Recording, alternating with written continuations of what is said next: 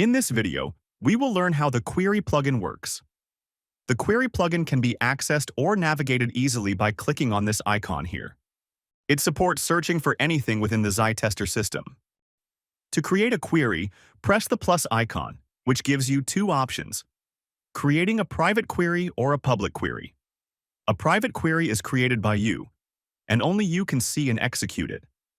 On the other hand, a public query is available to everyone within the organization, making it useful for sharing important information, like listing all high-priority bugs in a project.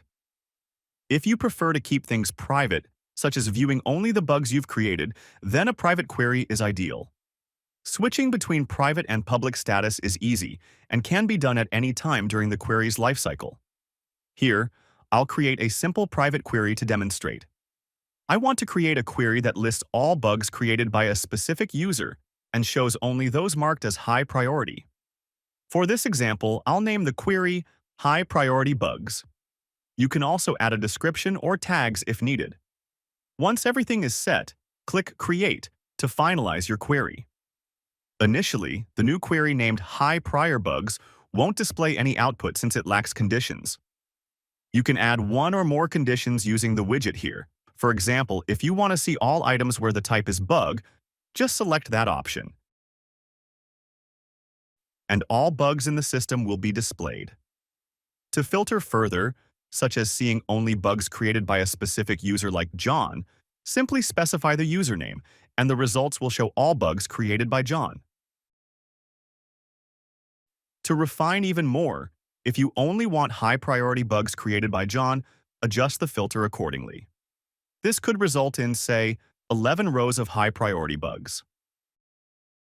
If you're interested in bugs that are currently in progress, you can add the condition state as progressing.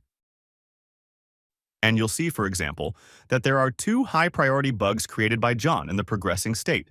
When you're satisfied with your query, click Save. If you want to visualize these results as a chart, run the query again, configure the chart, and select your preferred type, such as a pie chart. For instance, you might create a medium-sized pie chart named High Priority Bug Pie Chart, and changing the group by to State, which shows that 63% of high-priority bugs have been fixed, 9.1% are in red, and the rest are distributed accordingly. Adjust the chart size for optimal visibility. This chart will provide you with statistics on the current state of bugs. Save your chart, and you can continue creating or editing queries as needed. If you decide to change the query's privacy setting later, click the Edit button and switch between public and private, then update as necessary.